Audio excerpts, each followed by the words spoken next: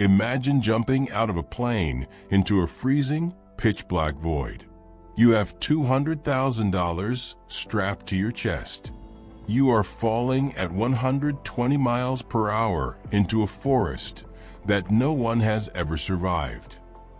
On the afternoon of November 24th, 1971, Thanksgiving Eve, a man in a dark suit and sunglasses walked up to the Northwest Orient Airlines ticket counter at Portland International Airport and purchased a one-way ticket to Seattle using the name Dan Cooper. He paid cash, $20. He carried a briefcase. He appeared completely unremarkable, middle-aged, polite, ordinary. The kind of businessman you'd see in any airport on any given day and immediately forget. 2 hours later, that same man would hijack Flight 305, extort $200,000 from the airline, demand 4 parachutes, and then do something that had never been done before and has never been successfully done since. He jumped out of the back of a Boeing 727 at 10,000 feet, in freezing rain, in complete darkness, over the rugged wilderness of the Pacific Northwest. And he vanished, completely, taking the money with him. No body was ever found. No parachute was ever recovered. Only a few $1,000s in deteriorated bills would turn up 9 years later, buried in sand along the Columbia River, raising more questions than answers. D.B. Cooper, as he would mistakenly become known, achieved something extraordinary.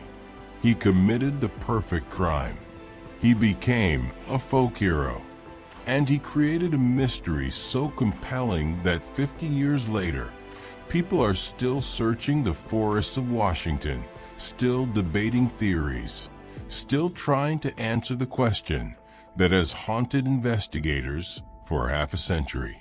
Who was D.B. Cooper? And did he survive? Today we're going to examine every piece of evidence, every theory, every clue in the most famous unsolved hijacking in history. We'll walk through what happened minute by minute. We'll explore the leading suspects.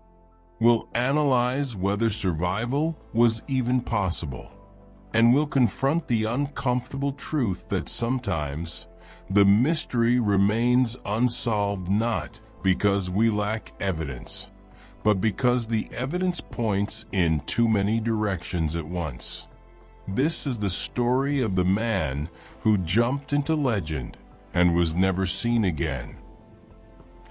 Northwest Orient Flight 305 was a short hop, a routine 30-minute flight from Portland, Oregon to Seattle, Washington. On the day before Thanksgiving, it was lightly booked. Only 36 passengers and a crew of 6. The man calling himself Dan Cooper boarded in Portland at approximately 2:50 p.m. He was described by witnesses as being in his mid-40s, somewhere between 5 feet 10 inches and 6 feet tall, around 170 to 180 pounds. He wore a dark business suit, a white shirt, a black tie with a pearl-type pin, and dark sunglasses. Nothing about him stood out. About 15 minutes into the flight, as the plane reached cruising altitude, Cooper handed a note to flight attendant Florence Schaffner. She initially thought it was his phone number, but Cooper leaned toward her and said quietly, "Miss, you'd better look at that note. I have a bomb." Schaffner pulled out the note and read it. Though the exact wording is unknown, it stated he had a bomb in his briefcase and demanded she sit next to him. When she sat, he opened his briefcase slightly, just enough for her to observe what appeared to be red cylinders, wires, and a battery. Cooper's demands were specific and had clearly been planned. He wanted $200,000 in $20 bills, equivalent to over $1.6 million today. And he wanted 4 parachutes, 2 primary chutes and 2 reserve chutes. He wanted the money and parachutes delivered when the plane landed in Seattle. His tone throughout was calm, polite, almost apologetic. He made it clear that he didn't want to hurt anyone. The airline began assembling the ransom immediately. The $20 bills were pulled from various sources, and critically, the FBI photographed and recorded the serial numbers of all 10,000 bills. This would become crucial later. The parachutes were gathered from a local skydiving school. During the nearly 2-hour wait while the plane circled Seattle, Cooper remained calm. He ordered another bourbon. He showed no signs of nervousness. At approximately 5:40 p.m., Flight 305 landed at Seattle-Tacoma International Airport. Cooper's instructions were precise. Taxi to a remote section of the tarmac, lower all window shades, and deliver the money and parachutes to the aircraft stairs. Once the ransom was aboard, Cooper released all 36 passengers and 2 of the flight attendants. Only the pilot, co-pilot, flight engineer, and 1 flight attendant, Tina Mucklow, remained on the aircraft. Cooper examined the parachutes carefully. He took 1 primary parachute and 1 reserve parachute, leaving the other 2 behind. He opened the reserve parachute, removed the canopy, and used the suspension lines to tie the money bag to himself. This told investigators Cooper knew how to repurpose equipment and understood parachutes. His next instructions were even more specific. The plane was to fly to Mexico City, following a specific airway, Victor 23. The aircraft was to maintain a speed of 170 knots, a low altitude of 10,000 feet, and the landing gear was to remain down. And critically, the rear stairs were to be lowered. The 727 was unique among commercial aircraft at the time because of its rear stairway or aft air stair that could be lowered in flight. Cooper clearly knew the 727's capabilities. At 7:40 p.m., Flight 305 took off again, headed south toward Nevada with a fuel stop planned for Reno. The crew was ordered to remain in the cockpit with the door closed. Cooper sent the flight attendant to the cockpit as well, politely telling her he didn't want her to get hurt. Once the crew was secured in the cockpit, Cooper was alone in the cabin. At approximately 8 p.m., as the aircraft flew through darkness and freezing rain somewhere over the rugged wilderness of southwestern Washington, the crew felt a subtle but noticeable pressure change. Then, around 8:13 p.m., the tail of the aircraft suddenly lifted, the nose dipped, and the plane became slightly harder to control. The crew immediately understood. The aft stairs had been deployed. D.B. Cooper had jumped. When Flight 305 landed in Reno at 10:15 p.m., law enforcement swarmed the aircraft. They found the cabin empty. Cooper was gone. 2 of the 4 parachutes remained. The bomb, or what they thought was a bomb, turned out not to exist. The tie he'd been wearing was left behind on a seat. So was the tie pin. These would become crucial pieces of physical evidence, potentially containing DNA. The skyjacker had escaped with the cash, leaving behind only the single question: what happened in the next 5 minutes. If you are just as gripped by the details of this perfect crime, and you want to join us as we continue to investigate the greatest unsolved cold cases in history, hit the subscribe button now and turn on notifications. We publish a new deep dive into monumental secrets and vanished figures every week. The FBI immediately launched one of the most extensive manhunts in history, but they faced enormous challenges. First, they didn't know exactly where Cooper had jumped. The search area was massive, covering hundreds of square miles of dense forest, mountains, and river valleys in southwestern Washington. Second, the weather conditions were absolutely brutal. It was raining, freezing, dark. Visibility was near zero. Cooper had jumped into one of the most inhospitable environments imaginable. Third, they didn't even know his real name. Dan Cooper was obviously an alias, and the ticket had been purchased with cash. The FBI organized massive ground searches using helicopters, dogs, and infrared sensors. They found nothing. No body, no parachute, no money, no evidence whatsoever that anyone had landed in that wilderness.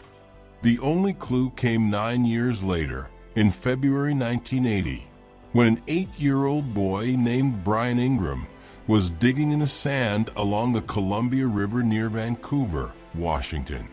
He uncovered 3 bundles of deteriorated $20 bills, totaling $5,800. The FBI confirmed the serial numbers matched the ransom money. But how did the money get there? Did Cooper bury it? Did the parachute land in the river and the money wash downstream? The discovery raised more questions than answers, and it remains the only physical evidence of a ransom money ever found. For 50 years, investigators, amateur sleuths, and true crime enthusiasts have proposed hundreds of suspects. Richard Floyd McCoy Jr. is perhaps the most intriguing suspect because he committed an almost identical hijacking just 5 months after Cooper's jump. McCoy was a Vietnam veteran, an experienced parachutist, and fit the physical description. The similarities were so striking that many investigators believed they had to be the same person.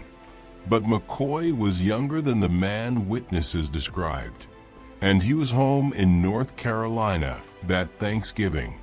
McCoy died in 1974 during a shootout with FBI agents. Kenneth Christensen was a former paratrooper and worked as a purser for Northwest Orient Airlines, giving him intimate knowledge of the 727. He matched the physical description, was a chain smoker, and purchased a house with cash shortly after the hijacking. He also made cryptic comments to family members suggesting involvement. Robert Rackstraw was a former Army pilot, explosives expert, and special forces member with extensive parachute training. He matched Cooper's description and had a history of fraud and living under assumed names. He consistently denied involvement until his death in 2019. The FBI investigated him multiple times, but never brought charges.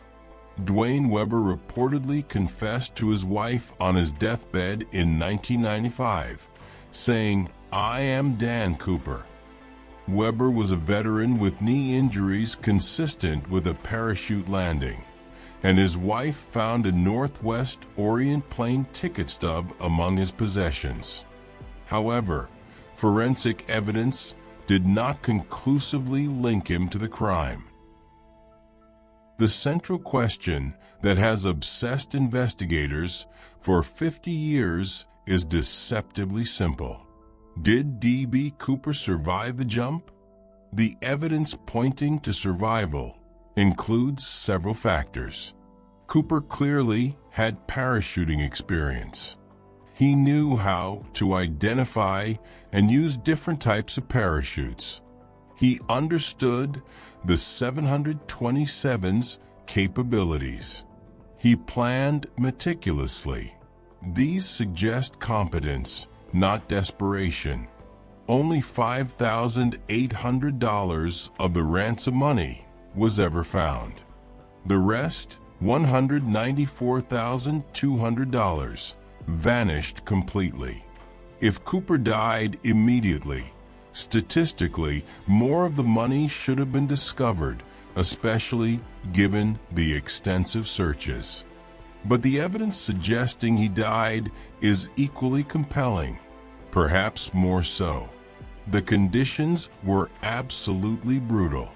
Cooper jumped at night in freezing rain, with zero visibility at 10,000 feet at 200 miles per hour. He was wearing only a business suit and loafers. No cold weather gear. He would have been hit with hurricane force winds the moment he stepped off the stairs, potentially knocking him unconscious or causing him to lose control. The parachute Cooper took was a military-style NB-8 training chute, a conical design that was notoriously difficult to steer. Landing in darkness in dense forest is extraordinarily dangerous, even for experienced skydivers with proper equipment. Survival experts who analyzed the jump estimate Cooper's chances of survival at less than 10%, possibly as low as 1%. The combination of conditions, equipment, terrain, and weather created a near-perfect scenario for death. The forensic evidence from the Ty Cooper left behind adds another dimension to the mystery. In 2011, scientists analyzing particles on the Ty found rare earth elements and alloys, suggesting Cooper may have worked in an industry using these materials, possibly aerospace manufacturing or advanced metallurgy. This evidence potentially narrows the suspect pool, but hasn't led to identification. The FBI closed their investigation because they ran out of leads, not because they solved the case. That's rare in the modern era. We want to hear your theory. Was Cooper a brilliant criminal who walked free, or was he a desperate amateur who died instantly? Let us know in the comments below. Your insights help us reach more true crime and history enthusiasts. And if you are ready for the next impossible cold case, where we examine the mystery of the lost colony of Roanoke, make sure you subscribe now. The next investigation is already scheduled.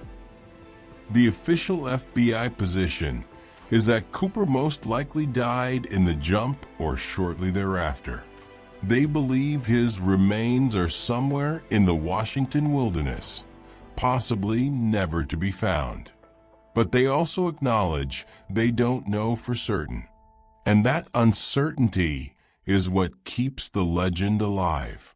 The story of D.B. Cooper is ultimately about more than an unsolved hijacking. It's about the power of mystery in the modern age, about how an unsolved crime can become mythology, about why we're drawn to stories where the ending remains unwritten. The man in the dark suit who boarded Flight 305 on Thanksgiving Eve 1971 walked into history and vanished into legend. Whether he died in the forest that night or lived to old age under another name, whether he was a desperate man who made a fatal mistake or a brilliant criminal who executed the perfect crime, we may never discover. D.B. Cooper jumped out of a plane and into immortality. And 50 years later, he's still falling through the darkness, suspended forever between triumph and tragedy, success and failure, life and death. The mystery remains. And perhaps, in the end, that's exactly how it should be.